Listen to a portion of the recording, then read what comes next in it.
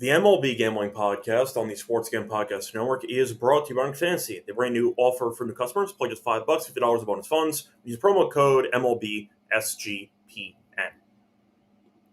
And welcome everybody to the MLB Gambling Podcast here on the Sports Gambling Podcast Network. It is currently Thursday afternoon, August 28th, around 5 p.m. Eastern. Here to break down the Friday games. I'm your host, Reichel. Once again, joined by Dylan Rockford together to break down once again the games for Friday. I'll ask you, Dylan, I know we just had some big NFL news that happened about a minute or two ago, but how's it going with you? What's up? I'm doing well, Scott. I'm actually in a better mood than last time we spoke because I was in Florida and I got stung by a stingray barnacle. Had to go That to sucks. it was fucking terrible. There's so many things down there.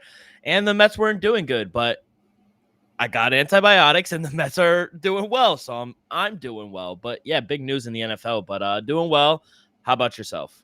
Fine. Can't really complain. Looking forward to the games either tonight or tomorrow. Should be fun. But of course, college football. Even though there was a week 0, there are some games for week 1 starting in about 20 minutes, give or take. So, yeah, once again, a lot of just sports going on, a lot of drama, and it should be entertaining. But if you don't know what we're talking about for the NFL, by the way, Parsons just got traded from the Cowboys to the Packers. We don't know what the trade package was, but that was the main trade news that happened right before the season started.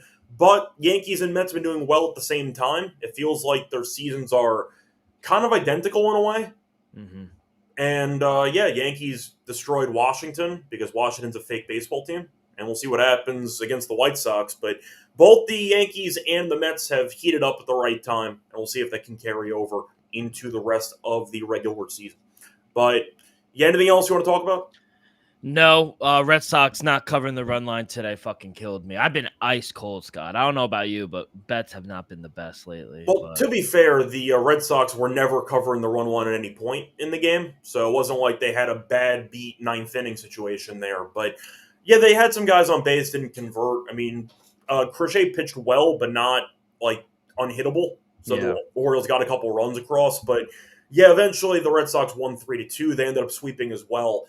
It feels like Toronto's the only team that's been kind of slipping right now in that race. The Red Sox swept the Orioles, the Yankees swept the Nationals, and the Blue Jays had a miraculous win yesterday, but they still ended up losing one of their games against the Twins. They take on Milwaukee over the next few days, which can be a very important series for them, trying to stay in front of the Yankees and Red Sox in that division.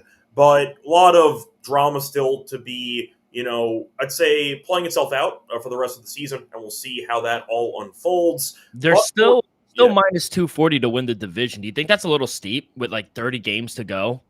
I have to look at the schedules for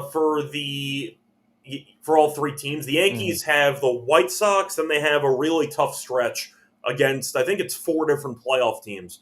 So we'll see if the Yankees fall back or not, but a lot of it's based on schedule. And we'll see what happens moving forward. But I know Boston's been great. Yankees have been great too. So both teams are breathing down Toronto's neck. But I believe right now they're about 3.5 or 4 back. So we'll see what happens. But Mets are plus 340 to win the division. And they own the Phillies right now. 10 straight in Citi Field. They own the tiebreaker. They're going to have another series against them, I think, in the middle of September. So we'll see. I think it's worth a sprinkle plus 340 for the Mets right now. Yeah, it might be. We'll see. I think you can make the argument it was worth betting on the mid-Philly series. Oh, yeah. You would have gotten a better number. But absolutely. We'll see what happens. Once again, the Mets play the Marlins, so that should be a decent series for them based on opponent. Hopefully. Phillies take on the Braves, so we'll see if they can get back on track, but who knows. Either way, though, a nice job by the Mets sweeping to make the division at least interesting for a week. We'll see if they can hang in there, but at least they cut into the deficit by a lot, and we'll see if the Mets can finish the comeback attempt over the next couple of weeks.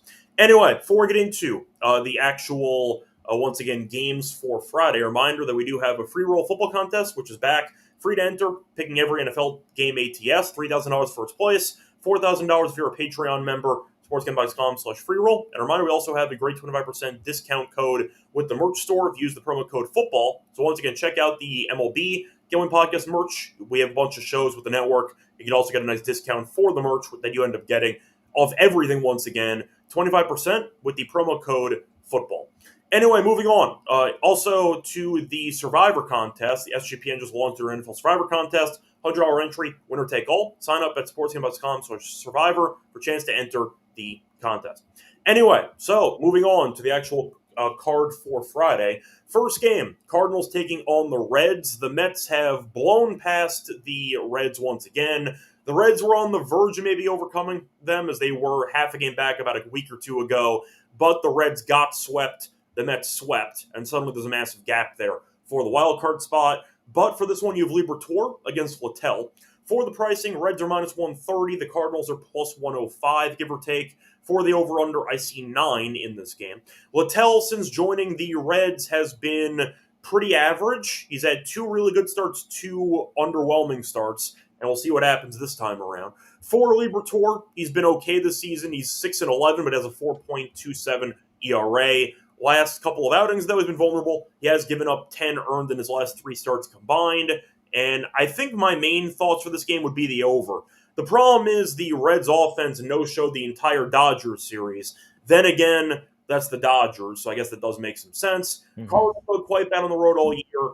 I don't really trust either pitcher, though. I'll go over. I think 9 sounds about right, but I'll go for the over. I think you might end up getting to 10 or 11.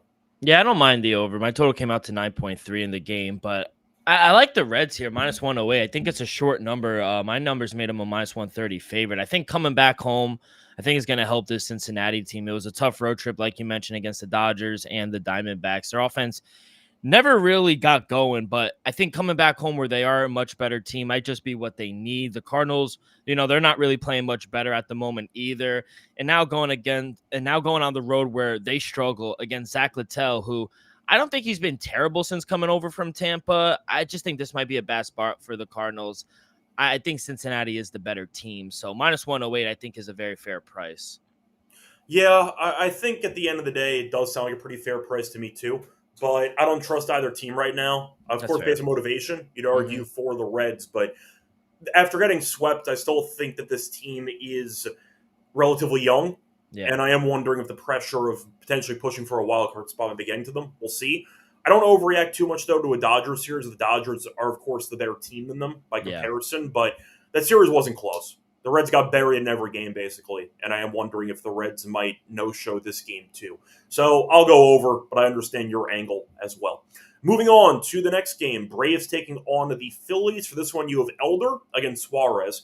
For the pricing, Phillies minus 180. You have the Braves at around plus 150. For the over-under, I see 9 for this game.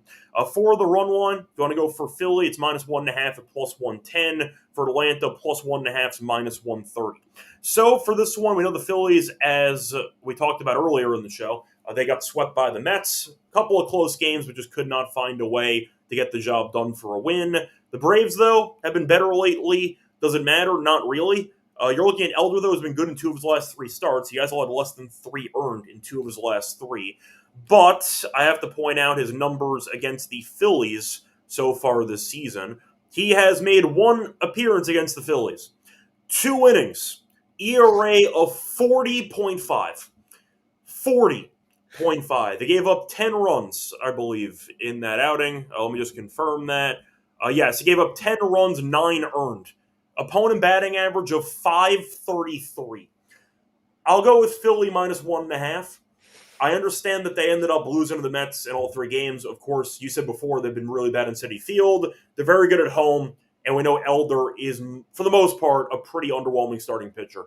I'll go with the Phillies minus 1.5 at plus money. Yeah, I really hope the Braves win tomorrow, but of course, but I can't back Elder here. No, and I don't know how likely it is.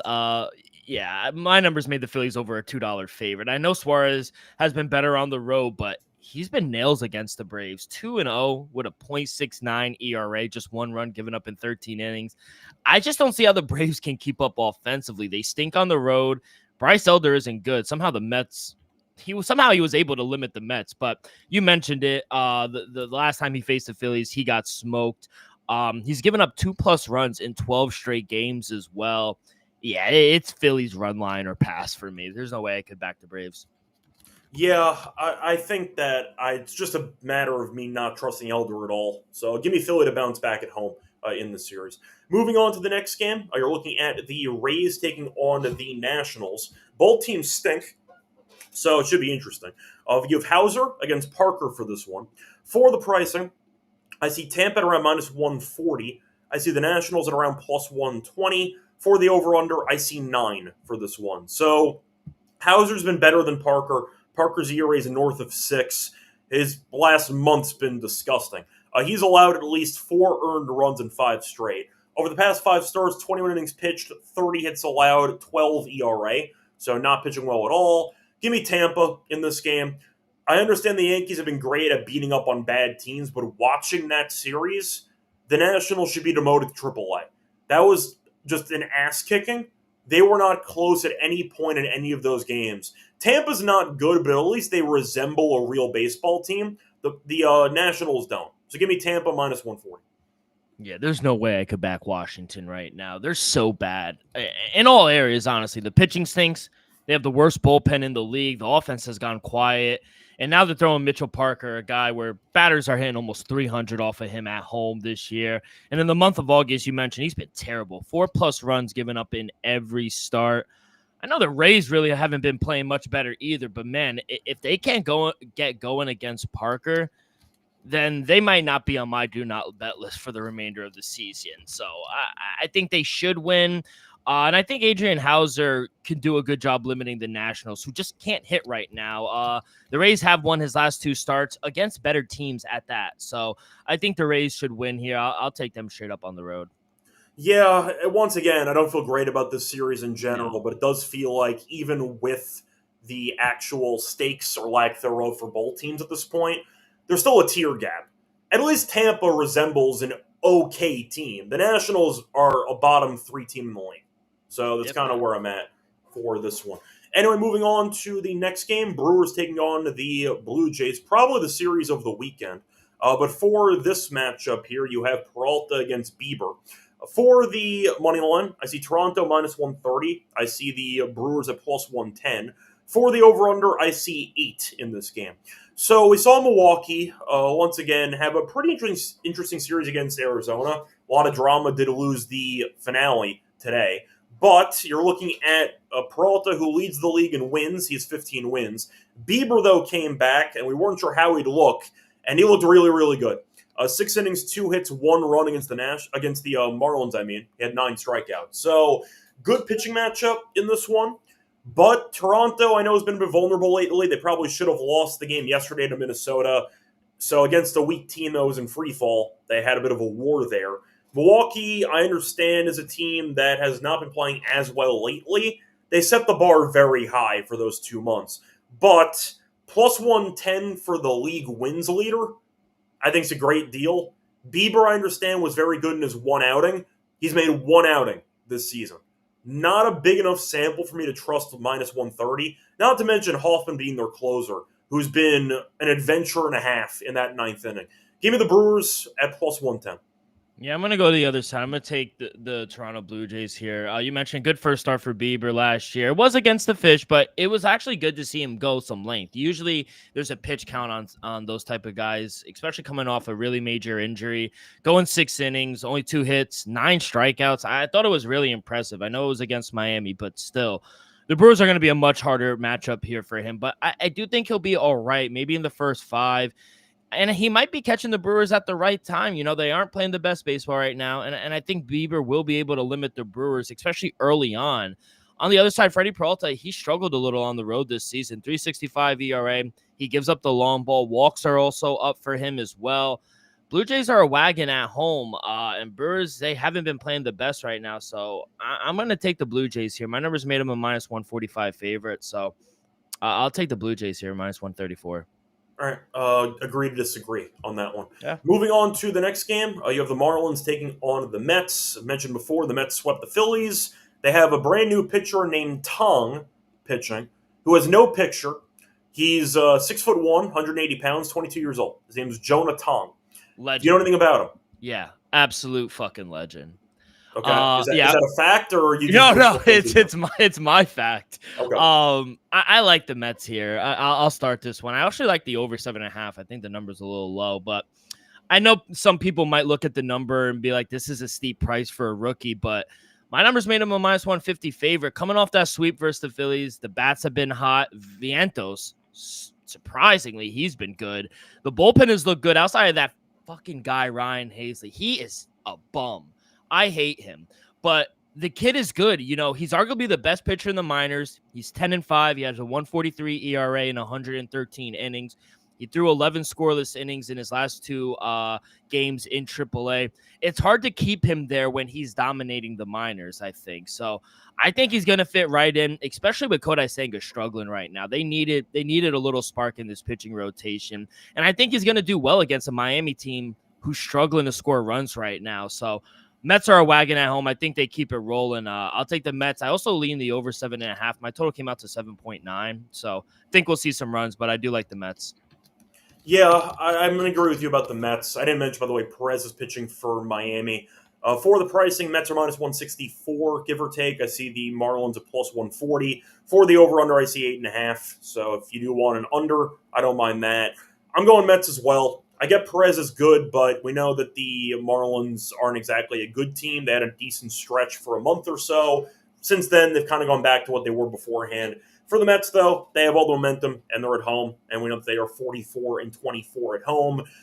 I don't mind the under in this game, though, at 8.5. If you trust Tong to pitch pretty well, I think Perez should not get destroyed in this game. So I don't mind the under, but I am going to go with the Mets minus 1.5 as well at plus money.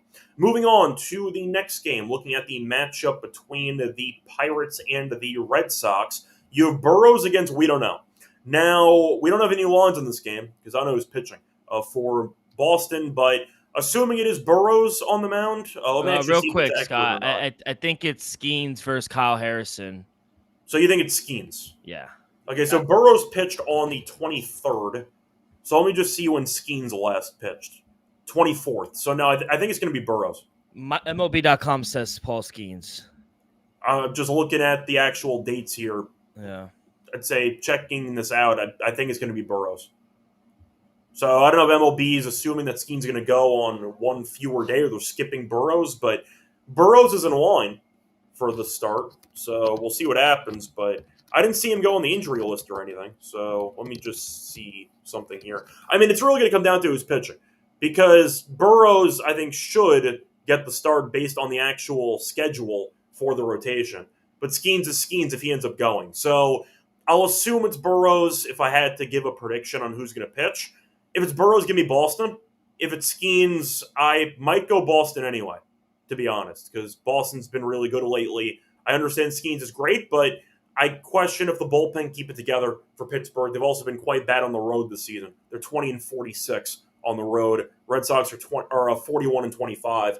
Give me Boston, but if it's Burrows, give me the run line. If it's Skeens, I don't mind maybe going for a first 5 under, but I'll go with Boston anyway. Yeah, so I guess I'll just give a different handicap because I did see Skeens and Kyle Harrison tomorrow. Harrison sounds right. I just don't know if it's going to be Skeens when Burrows did pitch the day before him last week, and now it's his turn again in the rotation. So I think it's Burrows, but we'll see what happens. I did make the Pirates a minus 120 favorite if it is that matchup. Skeens has had some hiccups on the road this season, but still very good. He's Skeens, like you said. He's put together back-to-back solid starts versus the Blue Jays and the Rockies after that poor start versus the Brewers. I think Pirates' first 5 is a sneaky play in this game. You know, I'm not that high on Kyle Harrison. He's not that good. 3+ runs given up in back-to-back starts versus the Padres and the Rockies. And I just think the way the Pirates have been playing right now, I think they'll be able to get to Harrison, and Skeens should be able to limit the Red Sox here. So first 5 plus a half, first 5 money line for the Pirates, I think is a good play. But I just don't trust that bullpen. So that's why I'm going to kind of eliminate that and just take them in the first 5. But who knows? We don't know. It's up in the air with these pitchers. And if Burrows goes, you have any thoughts for this game? Red Sox run line. Okay, there we go. Anyway, before we get into the remainder of the card for Friday, a reminder brought to you by our sponsor, which is MyBookie.ag. Because you could use them, of course, to bet on football. They have everything, including the NFL, college. They have MLB. They have WNBA. They have NBA during the season, NHL, you know the drill, even UFC. So check out MyBookie if you want to place some bets. Plus, a reminder, they have a great NFL Super Contest with a $100,000 grand prize. only a $15 entry, and they are offering that you have a great deal.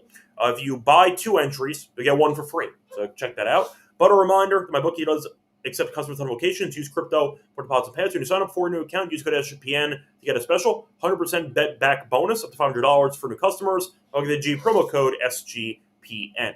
We're also brought to you by Rhythm because they have a lot of great options for models. If you want to build one for the NFL, for college football, for even WNBA, golf, different sports they have for you. But for the NFL, they're great last year with player props. Check out, once again, Rhythm, because in addition to having their models, they have Smart Signals, which are their house model props, which have been very good. Last year, they were 13-5 in Terry Kill props, 31% ROI. Check out the other sports, though. And once again, a reminder, you can go to the site today, start building your model for the NFL. And a reminder, last but not least, use the 7-day free trial that we have a partnership with for Rhythm. So use our combo link, use sportsgamblingbox.com Rhythm to get your 7-day free trial.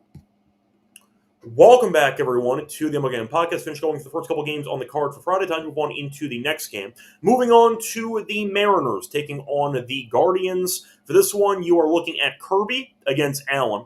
Congrats, by the way, to one of the first 50 home run hitters that we've had in a couple of years. And for a catcher, it's kind of insane. Shout out to Cal Raleigh, who went over 50 home runs. He might not win MVP. We'll see. But either way, nice job by him getting to 50. But you're looking at this game of being between Kirby and Allen.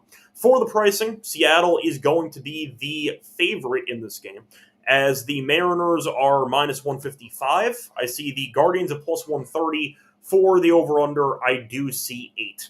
So for this one, Kirby, we know, has been a bit underwhelming compared to his usual standard, but you're looking at his numbers recently, mostly really good. He had 1 bad start against the Mets, but besides that, he has been just phenomenal. As for Allen, he's been serviceable as well, so something to keep in mind there. I'll ask you, though, because we know the Marlins are the Mariners, are 10 over. The Guardians are 500. So the Guardians aren't officially out of it, but they're definitely, I'd say, unlikely to make a run to the playoffs. Seattle, though, has a chance to win the division, and they'll get a wild card spot anyway, so we'll see what happens. But I'll ask you in this one because I think I like Seattle, but I think 150 and change feels kind of expensive.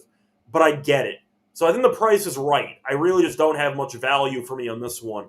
I think I'll make a case for the under, though, in this game. I think Allen could go okay. I trust Kirby based on his recent form. Give me the under. But for a side, it feels pretty accurate, in my opinion, for a price. Yeah, I think the value actually is going to be here with the Guardians at home. I only made them a minus 125 favorite, so getting a plus 130 at home with the Guardians, I'll take the home puppy here. Kirby hasn't really been that good on the road, over a 5 ERA. Batter's hitting over 250 off of him as well. Mariners, yeah, they score a lot of runs on the road, but they're under 500 on the road.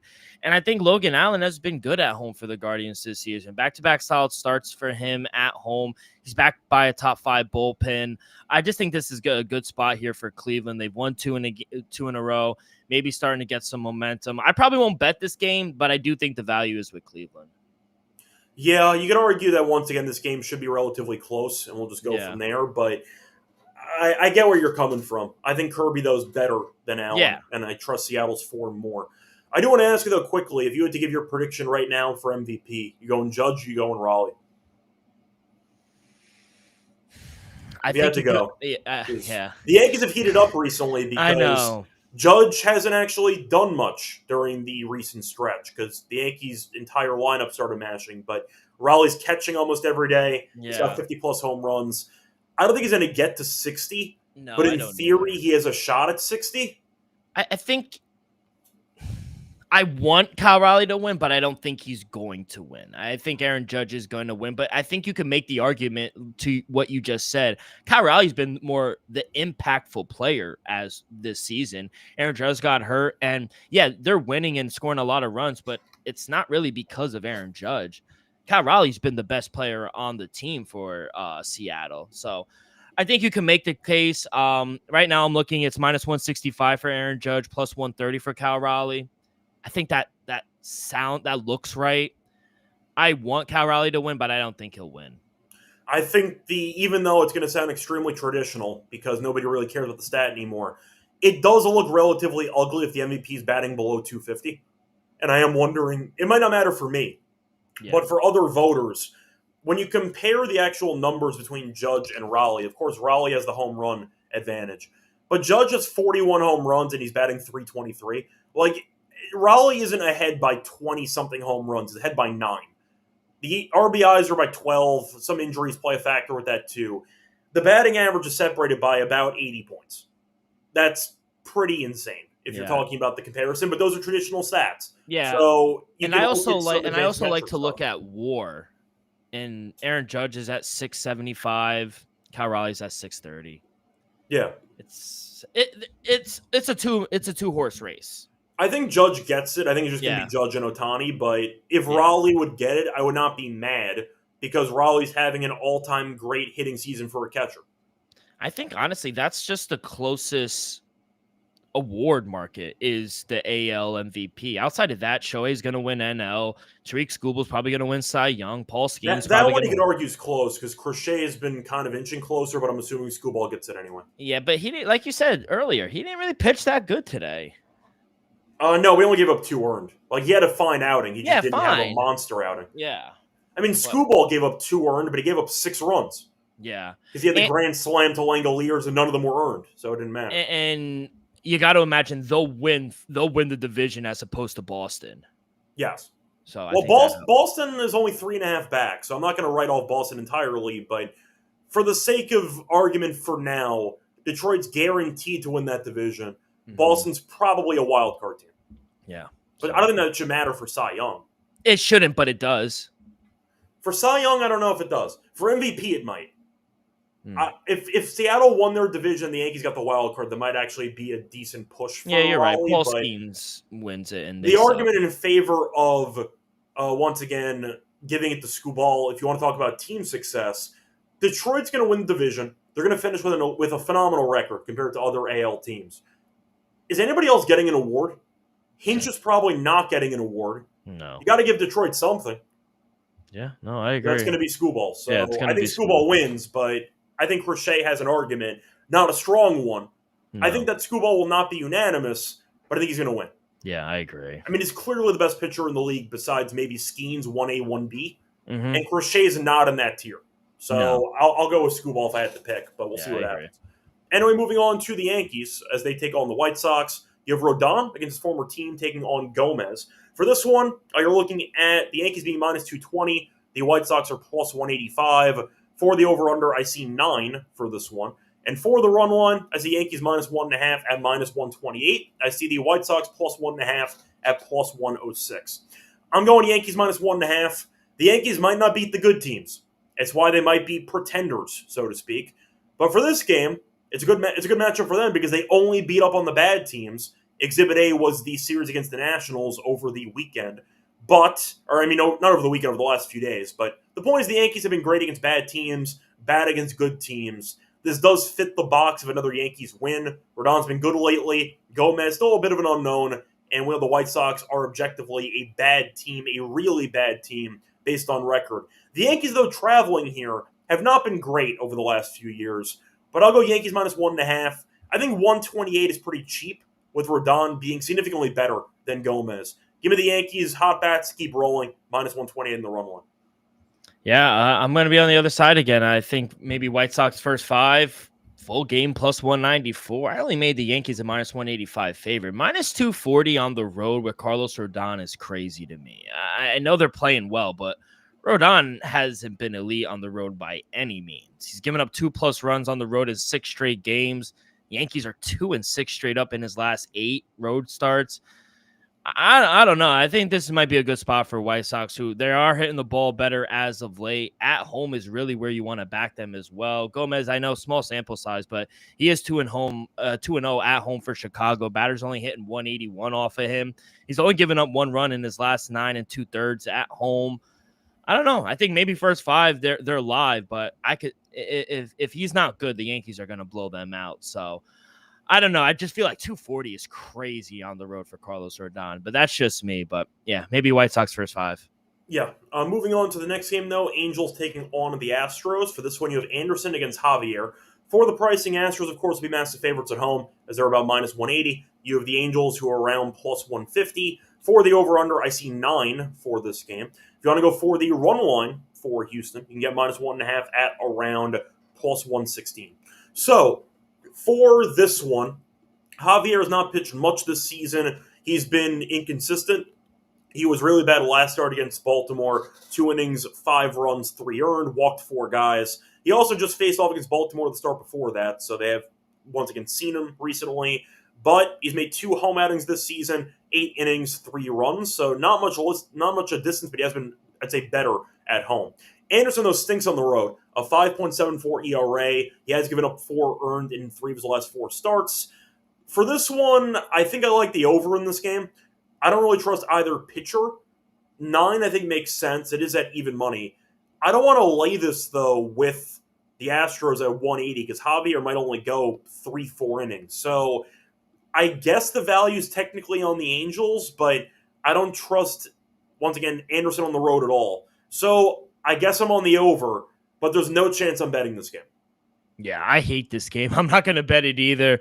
I don't think Christian Javier has been good, but he hasn't been bad either. He really doesn't go long into games. Walks are starting to add up for him. And in all 3 starts, they've all gone over this total. My total did come out to 9.1. If anything, I would lean over. I'm just not high on either pitcher, Christian or Tyler Anderson.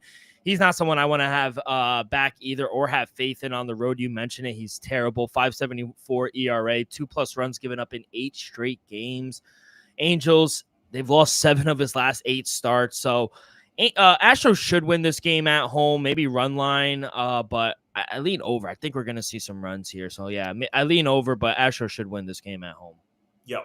Moving on to the next game, Tigers taking on the Royals. For this one, you have Paddock against Lugo. For the pricing, Detroit is going to be favored in this game. Actually, no, they're dogs. They're slight dogs. -120 for Kansas City, around even money for Detroit.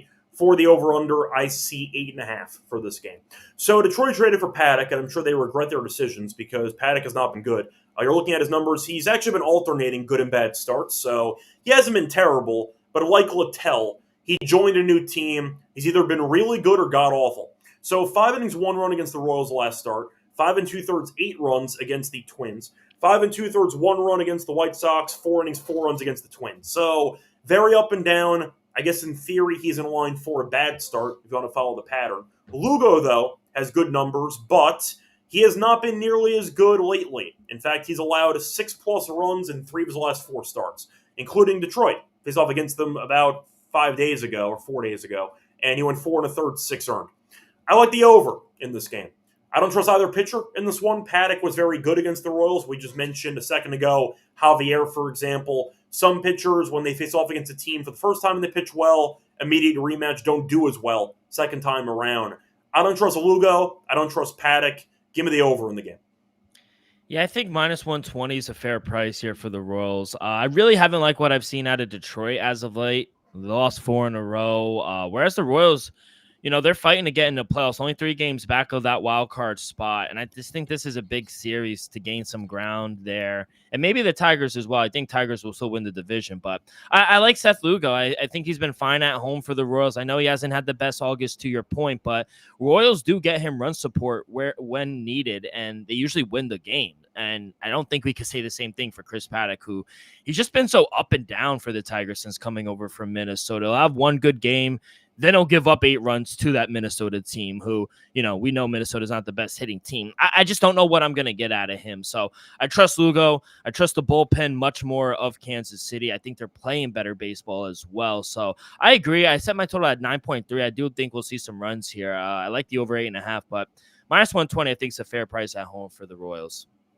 Yeah, I can get behind that too. I mean, you mentioned Detroit being bad lately. The A's have owned them historically for whatever reason. I don't know why. I don't know why, but that's a thing. Yeah. But nice job of the A's taking care of business over the last few days. I agree with you about the side, but I think I'll just go over. Either Paddock or Lugo struggle, both struggle, a couple ways to get there. So I'll go with the over in that game. By the way, update on the NFL news. Parsons got traded for Clark and 2 first-round picks. Yeah. So honestly, not that bad of a deal for Dallas. No. Of course, you'd rather have Parsons, but yeah. But you mentioned it. The Packers are paying him potentially $47 million a year for 4 years. Yeah, it's crazy. I So think he's getting 60 plus his first year. But imagine being a Dallas fan or living in Dallas. You trade away Luka and then Marco Parsons. yeah, the Luka trade's worse. Oh no, Because that's you at least ridiculous. went to the finals the year prior. The Yeah, Cowboys haven't been actually relevant in terms of playoff success yeah. in about 30 years. So that one's not as bad if you use the actual, I'd say, recent results to factor it in. But look, Parsons might not make 47 because that is including, of course, incentives, etc. But it could be up to 47 million per year. I get why the Cowboys did it, but the way they handled the whole situation is pretty, I'd say, disgusting. Yeah, I agree. So there you go. Anyway, moving on to the next game, you have the Padres taking on the Twins in the random interleague series of the weekend. Cortez against Zebby. So for this one, you're looking at Cortez being favored minus 120. Zebby Matthews is plus 100 or plus 106. For the over-under in this one, I see 8.5. Now, Cortez, we know, has been up and down this season. But you know what? He ended up having a chance at redemption against the Dodgers, first time since the Freddie Freeman incident. And he was phenomenal. 6 innings, 1 hit, no runs against the Dodgers. So I think Cortez is better than Zebby. I think Zebby is not a good pitcher. I've been fading him for pretty much the entire season, and it's worked out for me. His last couple outings have been okay, not great. Last 3 starts, he has gone 14 and a third, giving up 9 earned runs. So I'm going with Nestor, actually. I think minus 120 is very cheap for what is a solid Padres team. Even if they're going to be a wild card team, that's fine. Minnesota stinks. Why is it only minus 120? San Diego's not a good road team, but they should be at least minus 135 in my opinion. Give me San Diego minus 120. Yeah, I'm going to actually take an over. I like the over 8.5. My total came out to 9.1. I know Nestor has been better since coming over from Milwaukee, but I'm personally still not a believer in him. He still gives up the deep ball. Walks continue to be a problem for him. And you got Zebby Matthews on the other side, who I agree. I've been fading this guy forever. I'm not confident in him in either. He's another guy. He gives up the long ball. Walks are high. He's given up 2+ runs in 4 of his last 5 games. All 4 of those games ended in double digits. Minnesota's bullpen is terrible. Bottom 10 in the league.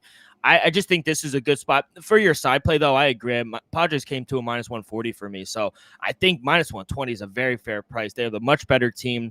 I just think we're going to see some runs here. So I like Padres and I like the over.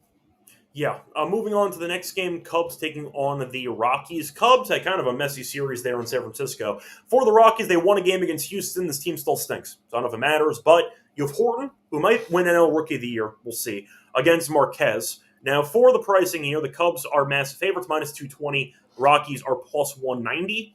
For the over-under in this game, I see 11.5 or 10.5. So shop around. But I see 11.5. That 10.5 was an incorrect line. But for the run line for the Cubs, I see Cubs minus 1.5, minus 140. Rockies plus 1.5, plus 116. So we know that it can be tricky for a young pitcher to go into Coors and pitch well. But Horton's actually really good. He has given up a total of 2 earned runs in his last, he's been unbelievable. He's given up 2 earned runs in his last 7 starts combined. So he's been going on an Arrieta run for the Cubs. As for Marquez, we know he's been really bad all year. Haven't heard his name in a while, though, so we'll see if maybe the time off did him some good. He has not pitched since July. Was he good before that? No. But he's back off the IL from a biceps injury. I'll go Cubs minus 1.5. Am I happy about it? Not really. But Horton's been objectively incredible. And he's probably going to steal Rookie of the Year from Collins. I'll go with Horton minus 1.5. I even think Drake Baldwin has a shot at... I think he does too, but I wonder if team success matters at all. Because you're looking at the rotation. Imanaga's been fine. Horton, though, is kind of just taking over the reins for that rotation. I agree. And you could still get plus money. Right now it's plus 170 for Cade Horton. I'm glad you brought... Even Boyd, by the way. Boyd's been quite bad lately. So Horton's been the most consistent starter they've had for the last 2 months. 100%. I'm glad you brought it up at the top because I was going to mention we were talking about awards a little while ago, and I was going to say, Cade Horton should win NL Rookie of the Year. But I agree on this game. Cubs minus 1.5 were passed for me. My numbers made him over a $2.50 favorite. I know the offense has kind of gone away or kind of gone quiet, you could say, the past few games, But now going up to elevation, facing German Marquez might just be what they need to get back on track. Marquez got smoked by the Twins in his last start and also by the White Sox earlier in the month. Go figure. I mean, I just don't see the Rockies being able to score enough runs to keep this game close. Cade Horan has been nails this month. Only 2 runs given up in 31 innings of work. That is insane. Rockies bullpen blows as well. I think the Cubs win huge. I just didn't. Minus 140 was huge on the run line for me, though. Yeah, I agree with you, but it is the Rockies we're talking about. No, so. I get it. But there you go. Anyway, moving on to the next game. Rangers taking on the A's. So for this one, we know Seager's having an appendectomy, so he's going to be out indefinitely. We'll see how long he's out for. But either way, the Rangers are 1 game over 500. This team keeps repeating the same process, which is falling apart, then pretending to be a wild card contender, and then falling apart again. Yeah. Without Seager for what could be a couple weeks, we'll see. I don't trust the Rangers here. I don't exactly know how long an appendectomy is supposed to hold you out for, but probably not the short term, at least imagining Seager missing a week maybe. He's going to miss this game, I'll tell you that much. But you have Leiter against Springs. For the pricing in this game, I see the A's in this one are minus 125. I see the Rangers are plus 105. For the over-under, I see 10.5. So without Seager, I have serious problems with this Rangers team offensively. They're 26 and 40 on the road. Leiter, first numbers on the road, they've been quite bad, 4.81 ERA. But he's off a great start. Cleveland only had 2 hits against him in 7 innings, and he struck out 10 guys. So he was in bad form. He shut down the Guardians, and they won. So off a great start. For Springs, though, he's been bad at home, too. He's been inconsistent lately. 5 1/3, 1 run against the Mariners. 4 2/3, 5 runs against the Angels. 3 1/3, 4 runs against the Rays. 6 innings, 1 run against the Nationals. 6 innings, 1 run against the Mariners. So I don't know what to expect with these pitchers, but I think I like the under, actually. I think Leiter can go okay. I think Springs can go okay. High total, I get it's in the A's ballpark, which has been very hitter-friendly. But 10.5 feels kind of high to me. Give me the under 10.5. I know we usually don't like to back the Rangers here on the road, but my numbers even without Seager. My numbers did make him a minus 120 favorite here. So plus 108, I'll take the dog with Leiter on the mound. I know his road record isn't good, but I don't think he's been terrible away from Arlington. He just doesn't get the run support he needs to win some games. You know, he's only given up more than 3 runs on the road 2 times this season. I think I'm just banking on the Rangers bats continuing to stay hot here, regardless if Seager's in the lineup or not. And regardless of how many runs Jack Leiter gives up, I think the Rangers will be able to outscore them and win this game. The Rangers are averaging 8.5 runs per game in their last 5, while A's are playing well too, but they're only averaging 5.5 runs per game in their last 5. It just came down to me not trusting Jeffrey Springs in this spot either. He's kind of been up and down at home the past month, and with the way the Rangers are swinging the bat, I just think this is a good spot for them. So I think wrong team is favored. I'll take the Rangers here plus 108. All right. Moving on to the next game, Diamondbacks taking on the Dodgers. This is the final game on the card. So for this one, second to last game, you have Gallen against Snell. For the pricing, Dodgers massive favorites minus about 200. You're looking at the Diamondbacks being plus 170. For the over-under in this game, I see 8.5. For the run line in this game, Dodgers minus 1.5 is around plus 114. So we know Gallen has been quite underwhelming this season. 9 and 13, 5.13 ERA. Better lately, though. He has allowed less than 4 earned runs in 5 straight. Do I think he'll pitch well here? Maybe. Do I think Snell will pitch well here? Yes. Snell's been very good since come back from injury. Snell 3 and 2, 1.97 ERA. The question is, do I think Gallen can do enough to keep pace with Snell, who should shove in the start? I'm going to say kind of, but no. I think he gives up like 3 earned, give or take. Give me the Dodgers with the run line. Bit contrarian, but I don't mind the under in this game too. I see a 5-2 type game for the Dodgers. Give me Dodgers minus 1.5 for plus money. Yeah, it's either the over 8.5 or maybe look towards the Dodgers team total over. My total came out to 8.9. Gallen has had such a disappointing season here for the Snakes. He has looked better, a little better, I would say, in the last month, but he hasn't been facing the best teams, to be honest. And even still, the games on the road this month, they all ended in double digits for him. The last time he faced the Dodgers, he got smoked. He's given up 3+ runs in 3 of his last 4 road starts, and 6 of his last 7 road starts, they all ended in double digits as well. Dodgers are swinging a hot bat right now. They're averaging the most runs per game at home this season, 5.74. It's going to be a beautiful night in LA. Winds will be blowing out, so that should help us. The more I talk about it, I think the Dodgers team total over is the better look for the game instead of the full game over, because of how good Blake Snell has been at home this season. So, yeah, I'd probably take the Dodgers team total over, maybe a 4.5, 5. I think that's a better play. Yeah. Moving on to the final game of the card, you have the Orioles taking on the Giants. Orioles got buried by the Red Sox, which is expected when you're against a team that's fighting for a division spot.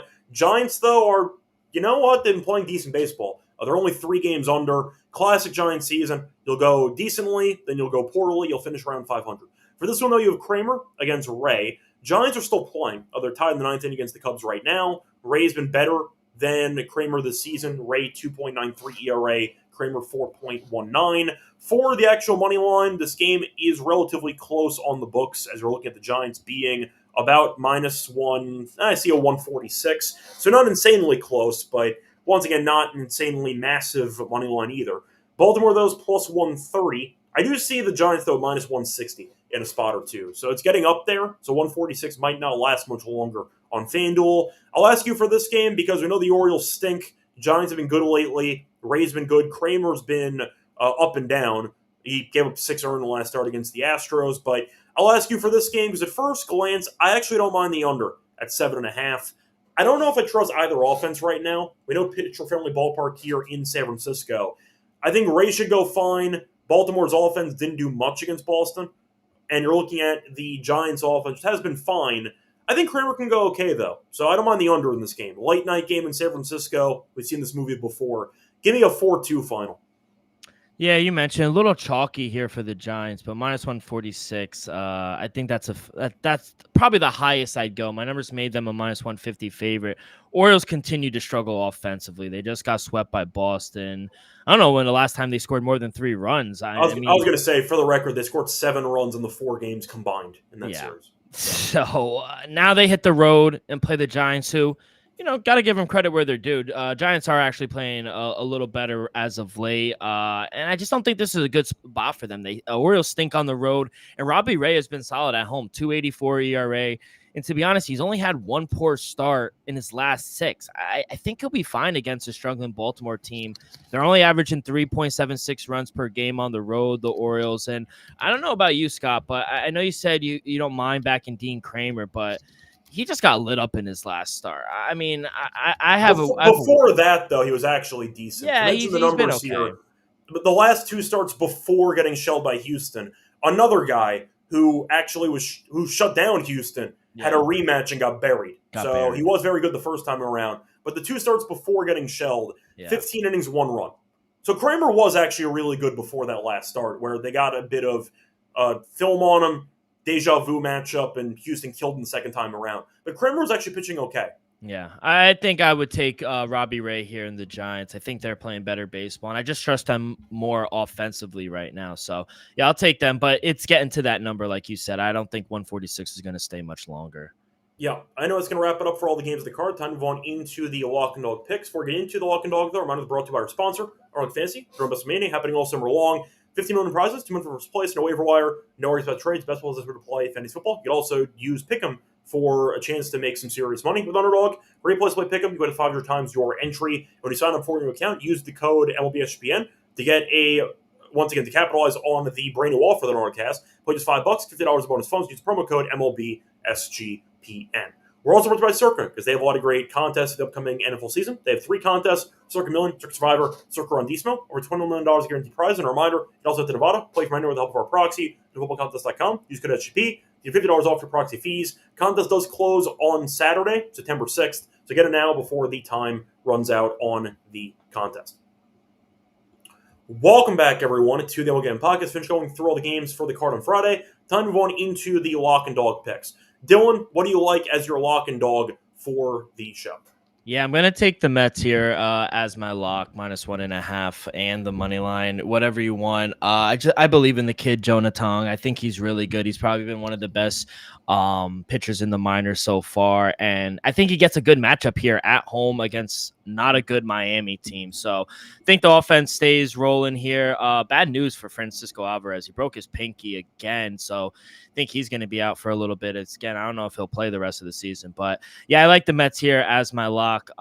As my dog, I did give out a few plays, but Gio's trying to troll me saying the Rangers. I'll actually take the Rangers here as it's a short puppy, but I trust Jack Leiter. I think he's going to do well. I don't trust Jeffrey Springs, and offensively, I trust the Rangers right now a little more than Oakland, or Las Vegas or Sacramento actually. But I'm going to take the Rangers here as my dog +108. Yeah, so for my lock, I had a couple options here. I did agree about the Mets, though. I think the Mets are in a good spot for the series, but do I actually want to trust Nestor Cortez? Which is never going to be fun for me, but I do think that price is insanely short. At the same time, though, a part of me wants that under in that Giants game at 7.5. You know what? I'll trust my instincts here. Give me the under. 7.5 into that Giants game against the Orioles. Kramer got shelled by the Astros in the rematch, but he shut them down the first time around. Ray has been very, very good lately, as you laid out before. We know the Orioles can't hit. They have scored less than 4 runs in 5 straight games. So they really can't hit. And you're looking at the Baltimore totals, 5 straight games that have had less than 8 runs. So I do think that even the Giants, who just won, by the way, via walk-off against the Cubs, they've been good lately, but I do think Ray should pitch well. I think Kramer should go pretty well as well. Give me the under, 7.5 as my lock for that one. For the dog, might be a run line. Do I want to go for Philly and fade Elder, which is always fun? Do I want to go with the Dodgers, potentially, against Gallen? You know what? I think I am going to go with the Dodgers. They really buried Cincinnati. I loved how they played, and the fact is they've seen Gallen a lot before. Snell's been great, and I think that getting +114 is quite appealing. So I'm going to go for the 2 late games, actually, for my lock and dog. Lock will be the under, 7.5 in the Orioles-Giants game. Dog will be Dodgers -1.5 at +114 against the Diamondbacks. Anyway, that's going to wrap it up for the show. Dylan, anything else you want to add? No, I just wanted to ask you. I know the U.S. Open is actually in the area by us. Did you see Novak Djokovic hitting some balls at Citi Field? I did not. Hitting bombs, kid. Wait, you mean like baseball bat? No, he has a tennis racket. That's what I thought. Okay. For a second, I thought you meant like he did celebrity batting practice. So that actually does surprise me. Yeah, no. But he's a beast. How are you doing in golf? U.S. Open. Who's the winner? Who's going to win it? Wait, golf or U.S. Open? What are we talking about? U.S. Open, I meant. Yeah, there's 2 different U.S. Opens. I think you golf. Obviously, tennis. I had a brutal beat earlier. I had some guy to win to close out a parlay. He was up 2-0, blew 4 match points, and he lost. Wow. So that was not fun. But yeah, it's been a pretty interesting couple of days, a couple competitive matches. So at least it's been fun tennis. I haven't gone. Do you plan on going? I've only gone 1 year. The company I used to work for got tickets, but no, I don't plan on going. But it is a fun time if you do go. Have you ever been? Yes, I've not gone for a couple of years, but yeah. I was potentially going to go this year. Instead, I might be heading on I'd say a different trip instead to a Philly casino to play some poker for like 2 days. You're always going to those I might casinos. be headed to Parks. So I might be headed to Parks for a couple of days. Who should I take? Sinner at -115 or Carlos at +180 to win it all? You find a book that lets you bet on the finalists, and you bet Sinner against Alcaraz in the final. Did you do that at plus money? I mean, that's what I would do. Okay. I gave out 2 outrights to win the event. You want to guess who I gave out? Both of them. That is correct. Why would I play anybody else? How about the women? Is it that Iga girl? Iga actually had a bit of a competitive matchup today. She won in 3, but she ended up winning. I mean, I think that she's the worthy favorite, but I have her, I have Goff, even though the serve has not been pretty, and it's basically it right now.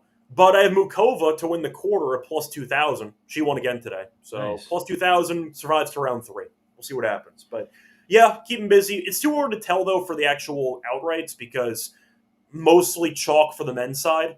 So I'll see how the chalk players do. But Yeah. right now, I still have odds in every quarter, which is what you look for. So Yeah. we'll go from there. All right. Sounds good. But, Thank you. yep, either way. Anyway, until next time, we'll back tomorrow to get into the games for Saturday. And until next time, good luck to all of you and all of your bets. Bye, everyone.